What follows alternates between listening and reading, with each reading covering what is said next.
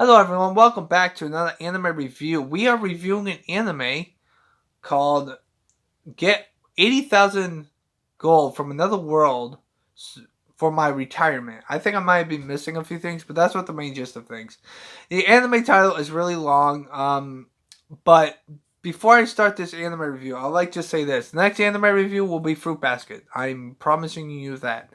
Also, the recommendation that I got from the person in the comment section. I will do that when I'm reviewing three or four sub animes because it's sub, it's not dub. I'm focusing on dub at the moment, so I will get to your recommendation. I will watch it and I will review it. But until then, I'm gonna hold off on that until I'm done with the five animes because the five animes I only have three more left to go. That's Fruit Basket, Rose, and what was the fifth one? I forget, but whatever. I'll get to that when we get to that. But this anime, I like to say this. I'm gonna be bringing up a lot animes from this for this review. Our main protagonist ends up dying, sort of. She doesn't even die, to be honest with you. This is the first time in a main character that's from another world does not die. And the main thing is that she, instead of dying, she gets the god powers so she can warp from place to place. So she can bring all her gadgets from home to this medieval world that only has gold and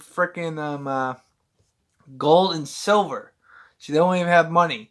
Now the only reason why she can do this, and she spends all her money for gun training, because the first episode I thought it was gonna go along the lines of ascended from a bookworm, but that gets thrown out the window after she kills a fucking dog with a fucking knife that she brought from her house.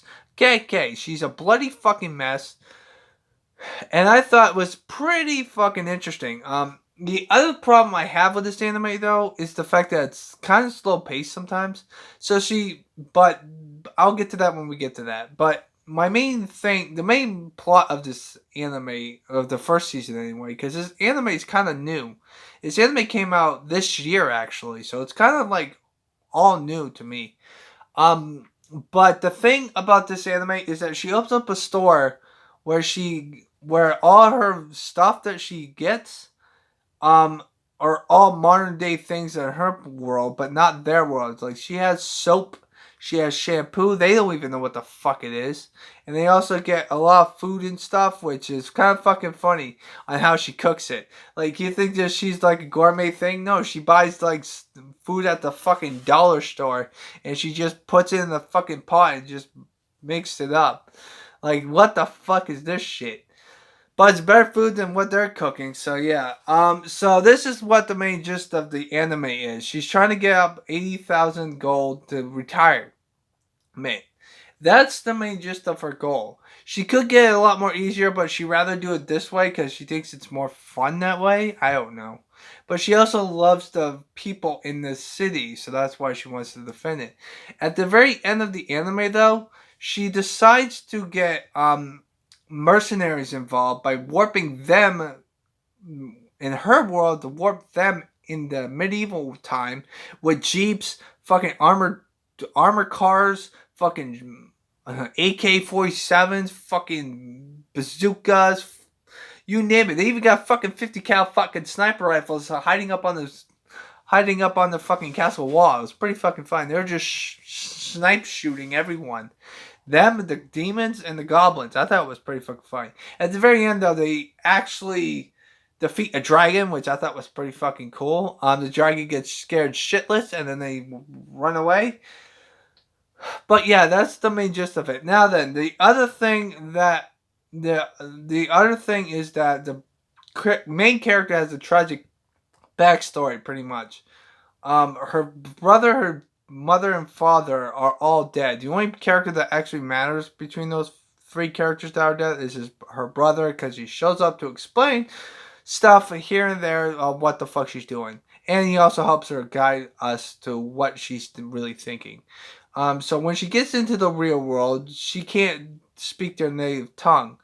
Like I said before, she technically died in the real world, but she got warped there because she got God's warping ability.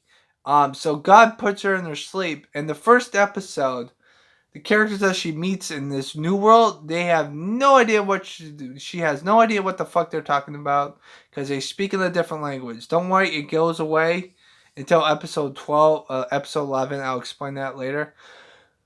But that's the main gist of things. So the thing about this anime though is the fact that she can use machine guns, all that type of stuff, and the kingdom does not fucking pry or fucking do shit. Same goes with the mercenaries, which I think is pretty cool. So anyway, as I was saying, she can warp from place to place. Now she does die, but she gets the warping ability. So when she finds out God, I know I'm going off of track a little bit there, but when she sees God in her dreams, God gives her the power to speak their language, so that way they can understand her. So that's how she can understand, and it really comes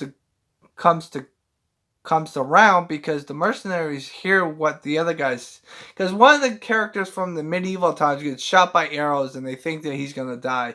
So she decides to warp him to her world because they have better medical medicine and better fucking medical supplies to do surgery on the guy, and he survives because they know what the fuck they're doing because they're fucking doctors for Pete's sakes. So anyway, then they face off against the dragon and all this stuff, and then she becomes a noble, and this is that. Now there will be another season at some point because this anime is kind of new. It came out this year because it's 2023, so it came out this year. So that's the main gist of this anime. Now what does it stack up between the other animes from the other worlds? Well, I have not seen a character from another world not die since a restaurant from another world, but that anime is completely different from this anime because this anime has more action packed than this anime than a restaurant from another world. But it doesn't have enough action, unlike Smartphone from Another World. That has more action. Which, by the way, that in Kawama Bear, that anime that I did when she dresses up like a bear, where she gets isekai'd. They already have second season, so I'm going to do a bonus video for those two reviews after. But where does it stack up between this anime and these two animes? Well, I like to say this. The main character just wants money. She wants money, and she can be a stuck-up jackass sometimes. Which I'm like, what the fuck? She has these evil moments where she's like, hey, hey, hey, hey. And it's like, what the fuck are you on? Drugs or something? So that's the main gist of it. As for the side characters, I think the side characters are one-dimensional, except for one of the characters from the Royal Palace who is a kid. And she thinks that she's moving along. She's the only person that knows what a TV is because she finds out because she accidentally gets a remote control because our main protagonist makes a store. The store that she does, she needs to entertain herself when there's no customers. So she decides to I don't know, get a PlayStation 2 in the medieval times. I don't know how the fuck you hook that up, especially when there's no fucking outlet for motherfuckers. But there's no outlet, so there's no electricity in the medieval times, which I don't understand how the fuck that works.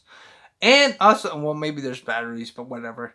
And then she also has a fucking TV and a DVD player. I'm like, what the fuck is this shit? How the fuck are these fucking things working? Like, seriously, like, what the fuck? I don't understand it. Like, seriously, how are you making this stuff work when there's no outlets no fucking outlets to plug in your fucking system or a fucking TV for that matter? It makes no fucking sense. But that's the only complaint I have. Other than the other characters that have issues. Now, she does sell some, typical stuff that you find at the fucking dollar store, but these are medieval times, and she spends it all really good. So that's my gist of things. So in the beginning part, she has trouble getting customers, but then she decides to get more customers. At the very end, though, she sells the fucking place, and she moves into another big house where the first character she sees, she starts working for her. So that's the main gist of things. But to be honest with you, I'm giving this anime a 7. Where does it compare? I think it's better than Ascended from a Bookworm, because I thought I was going to go that route until she started killing stuff. Then I thought, okay, that's good. So we're going to this world, another world with a smartphone, right? Now, I think that anime has more action in it. But this anime does do a lot of good things to the anime as a whole. As for the Restaurant from the World, I don't think that it's boring as that anime as well. That's why those two animes, that and Send from Bookworm, are not good to my opinion. But I don't know. I'm just like, I'm giving this anime a 7. I thought it was decent enough, good, okay, good. Do I consider it the best anime from Another World animes that I've watched? I think Another World with a Smartphone is probably my favorite one. There's probably a couple more that I'm missing. But what are you guys' thoughts on this anime? But like I said before, in the beginning of this video, I don't know if I said it or not, but I like to say this. The next anime will be Fruit Basket. I guarantee you that. And then I'm going to go to Tales of Azaria. That's the next anime that I'm going to be watching. Because the playthrough of that of the video game that I just uploaded is completely done. All there is the DLC. So I'm gonna do that after I'm done with Fruit Basket. So I just want to let you know Fruit Basket's next because my sisters keep fucking telling me watch Fruit Basket. Watch. Well, fuck you too, bitch.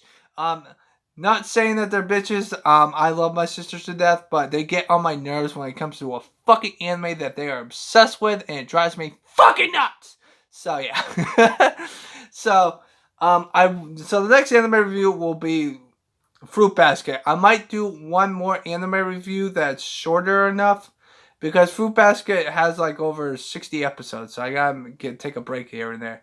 But what are you guys' thoughts on this anime review? Do you think that it deserves to be higher on the list? What do you think should be lower on the list? And there should be more episodes because this anime is brand spanking new. It just came out this year. So what are you guys' thoughts on it? I kind of enjoyed it. It was okay by my standards. If there's more episodes, I will gladly watch it, but hopefully it's not going to be as boring as some of the other episodes because it does have its action and funny moments, but it was just like, what the hell. So what are you guys' thoughts on this anime? Have a nice positive day, and always take care. Always have a thumbs up, and always stay positive. That's why I say at everything of these end of these fucking videos. You son of a bitches!